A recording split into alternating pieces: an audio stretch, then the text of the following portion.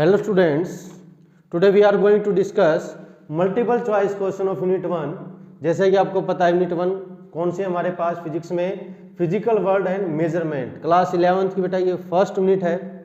उसके multiple choice question हम discuss करेंगे जो हमारे एग्जाम में मोस्ट इंपॉर्टेंट जो आते हैं वो डिस्कस करने वाले हैं हम।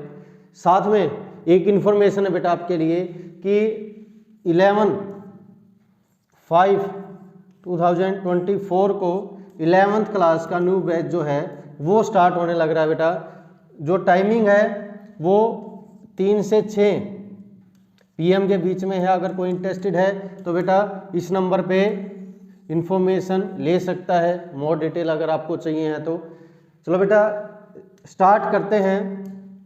First question, which of the following is not derived physical quantity.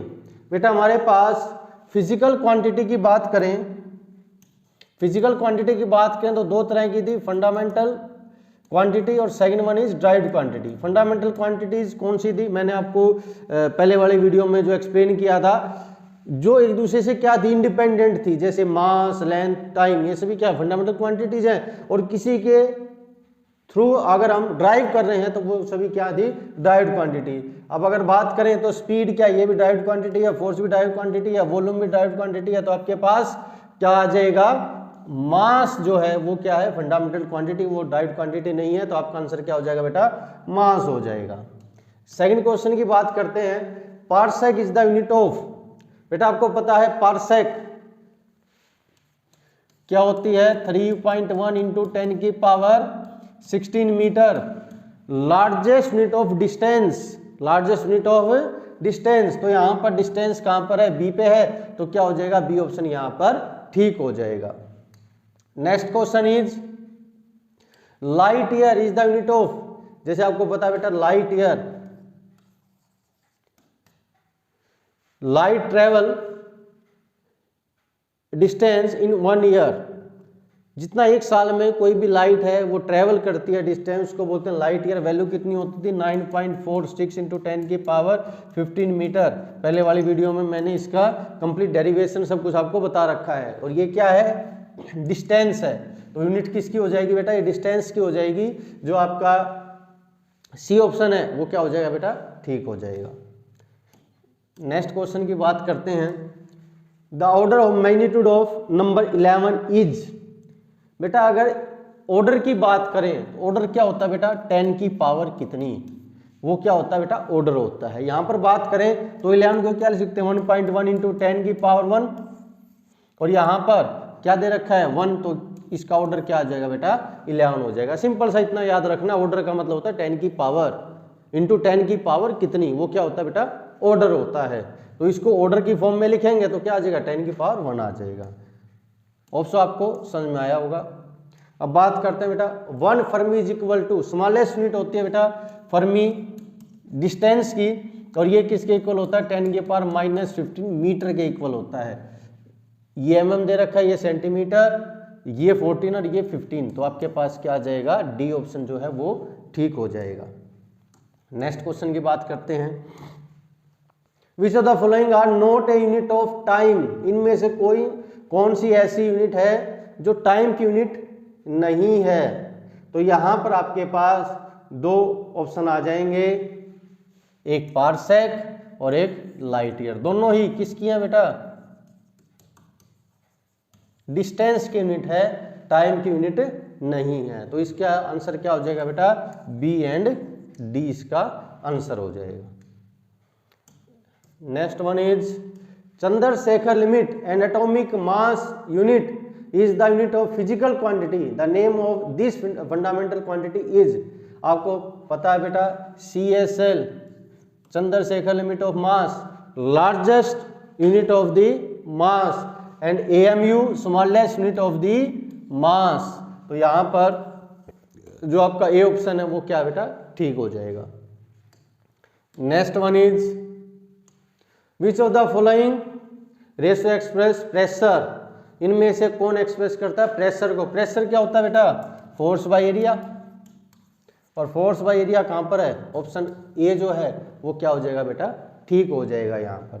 Next question is यहाँ पर देखते हैं the number 0.004 as the significant figure equal to.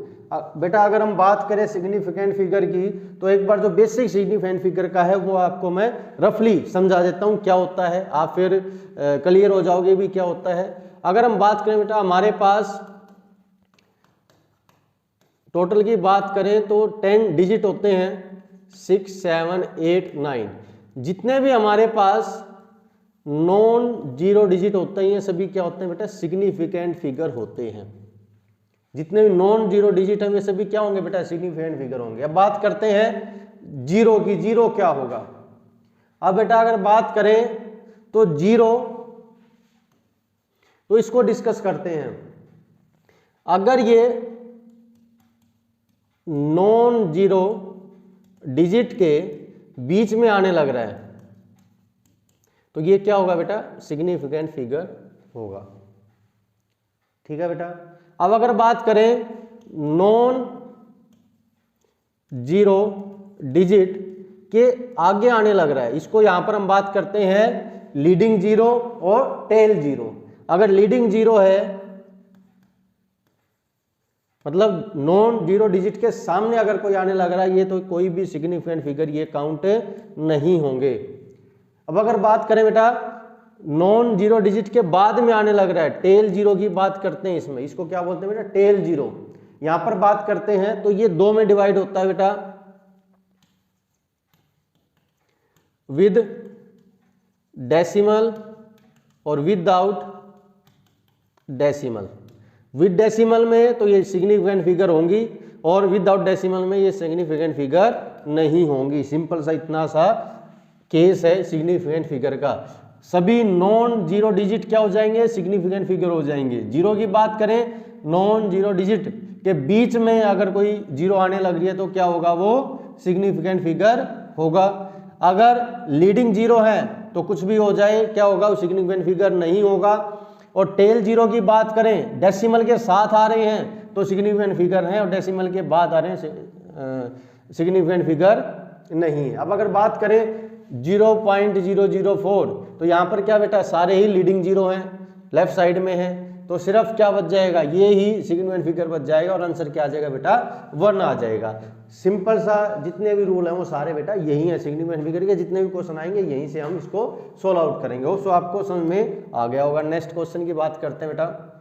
यहाँ पर बात करते हैं out of 4.0 and 4.00 which is the more accurate. यहाँ पर बात करते हैं सिग्निफिकेंट फिगर क्या होता है जिसकी पोजीशन हमको एक्चुअल में पता होती है, जिसके अबाउट हम कंफर्म होते हैं। अब यहाँ पर देखें तो यहाँ पर कितने सिग्निफिकेंट फिगर हैं बेटा 2 सिग्निफिकेंट फिगर हैं। यहाँ पर कितने हैं 3 सिग्निफिकेंट फिगर हैं। तो क्या हो जाएगा ये मोर एक्यूरेट हो जाएगा as compare to 4.0।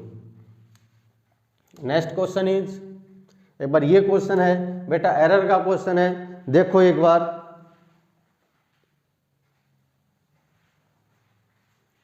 A physical quantity x is equal to A square B square by under root C. एक फिजिकल क्वांटिटी x की वैल्यू दे रखी है और आपको परसेंटेज एरर दे रखा है किसमें a में b में c में 1%, 2%, 3% एंड 4%। अब 4% की हमको नीड ही नहीं है क्योंकि हमारे पास c से आगे तो कोई है ही नहीं, तो सिर्फ क्या आएगा 3 तक ही आएगा। तो यहाँ पर हम डिस्कस करते हैं भी क्या होगा। अगर बात करें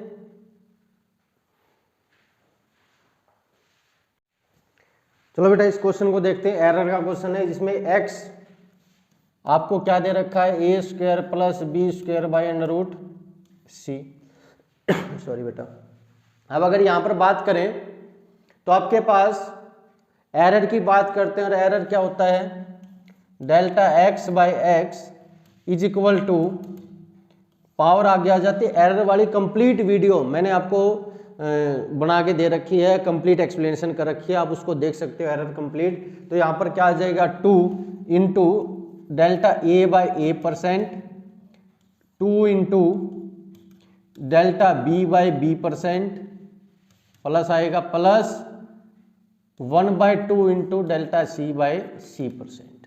यहाँ पर बात करें बेटा तो वैल्यू कितनी दे रखी है 1%, 2% एंड 4%। तो यहाँ पर डेल्टा x बाई एक्स % कितना आ जाएगा 2 into 1 plus 2 into two plus 1/2 into 4, यहाँ से ये 2 आ जाएगा तो क्या आ जाएगा 2 + 4 + 2, 8% यहाँ पर आंसर आ जाएगा। और आपके पास जो आपका बी ऑप्शन है वो क्या हो जाएगा, ठीक हो जाएगा। होप सो आपको समझ में आया होगा बेटा, एरर का क्वेश्चन था ये आपका। नेक्स्ट क्वेश्चन है the percentage error in the measurement of the radius of the sphere is 2%, percentage error in the measurement of its surface area will be. बेटा आपको पता है सरफेस एरिया क्या होता है 4πr², 4π तो कांस्टेंट है, इसमें एरर आ नहीं सकता, तो किस में आएगा आर में आएगा। डेल्टा A/A% क्या हो जाएगा बेटा, पावर आगे आ जाएगी 2 डेल्टा R/R%, ये आपको दे रखा है बेटा 2%, तो क्या हो जाएगा 4% आपका आंसर हो जाएगा। और आपका जो डी ऑप्शन है ये क्या हो जाएगा बेटा, ठीक हो जाएगा। Next question is the number of significant figure 0.006, बेटा वही है, लीडिंग जीरो है, कोई भी सिग्निफिकेंट फिगर में काउंट नहीं होगी, तो क्या हो जाएगा जो ए ऑप्शन है वो ठीक हो जाएगा। इसमें बात करते हैं बेटा, टेल 0 है, पॉइंट भी लगा हुआ है और बाद की 0 काउंट हो जाएंगी, तो आपका आंसर क्या हो जाएगा, सी जो है 3 सिग्निफिकेंट फिगर वो आपका ठीक हो जाएगा।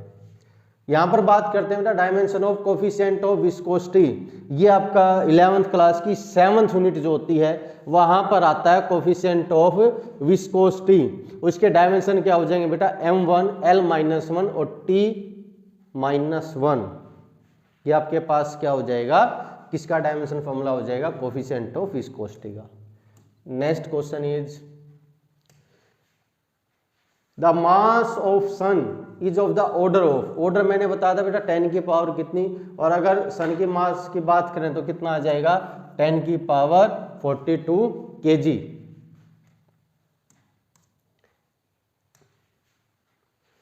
Time interval between 2 successive heart beat is of the order of, बेटा ऑर्डर का मतलब होता है 10 की पावर, और हार्ट बीट की बात करें तो उसका इतना ऑर्डर होता ही नहीं कि भाई वो इतना गैप ले सके, तो क्या हो जाएगा 10 की पावर 0 सेकेंड जो है वो यहां पर आ जाएगा।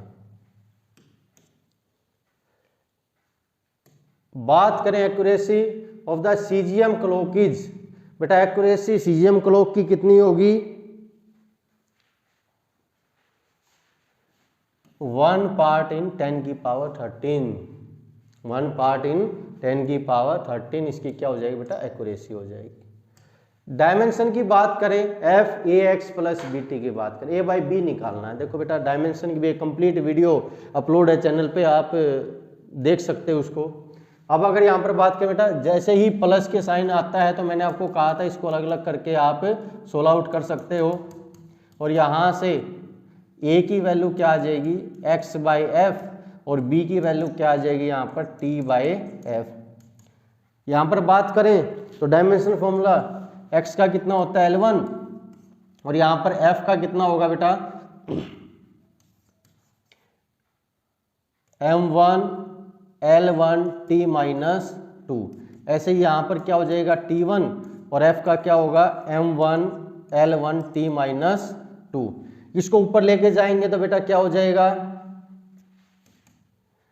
m1 सॉरी -1, पावर चेंज हो जाती है, L क्या हो जाएगा -+0 और ये क्या हो जाएगा t2, एक है तो आपके पास ये आ गए। अब इसकी बात करते हैं तो क्या हो जाएगा m-1 L -1 और t क्या आ जाएगा प्लस होके ऊपर एक प्लस है तो 3 हो जाएगा। ठीक है बेटा, अब बात करते हैं, आपसे पूछ रखा a/b का क्या होगा, ये के क्या होते हैं m-1 L0 t2 और b की बात करें ऊपर लेके जाएंगे तो साइन क्या हो जाएंगे बेटा चेंज हो जाएंगे, +1 और ये -3। यहाँ पर बात करेंगे तो पावर क्या हो जाते हैं बेटा ऐड हो जाती है, m की 0 L की 1 t की -1, तो m1 t-1 है कहीं पर, आपका जो ये ऑप्शन है बेटा ये ठीक हो जाएगा। Next question is the error in the measurement of mass and velocity of the moving body are 2%, 3% respectively, error in kinetic energy obtained by measuring mass and speed will be. देखो बेटा kinetic energy formula क्या होता है, half M V square, ये constant है, इसमें तो कोई भी एरर नहीं होता, तो क्या हो जाएगा delta E by E percent, क्या हो जाएगा बेटा delta M by M plus ये आगे पावर आ जाएगी delta V by V percent. इसमें कितना दे रखा, मास में 2% दे रखा है, 2 इंटू वेलोसिटी में कितना दे रखा है बेटा 3 दे रखा है, तो कितना हो जाएगा 2 + 6 8% आपका आंसर आ जाएगा, कहीं है सी ऑप्शन आपका ठीक हो जाएगा। Next question is what is the order of mass of universe. जब यूनिवर्स के मास की बात करेंगे तो कितना होता है बेटा 10 की पावर 55 kg, क्या होता है order of mass of universe. आपको यह बताना है which technology is used for measuring age of rock. ये भी नहीं होती बेटा, इलेक्ट्रोमैग्नेटिक भी नहीं होती है, क्या बचा रेडियो एक्टिव डेटिंग जो है उसको हम यूज करते हैं एज निकालने के लिए, किसकी भी रॉक की, किसी पत्थर की जो एज निकालनी है किसकी हेल्प से निकालते हैं, रेडियो एक्टिव डेटिंग की हेल्प से निकालते हैं। Next one is which is the most accurate clock.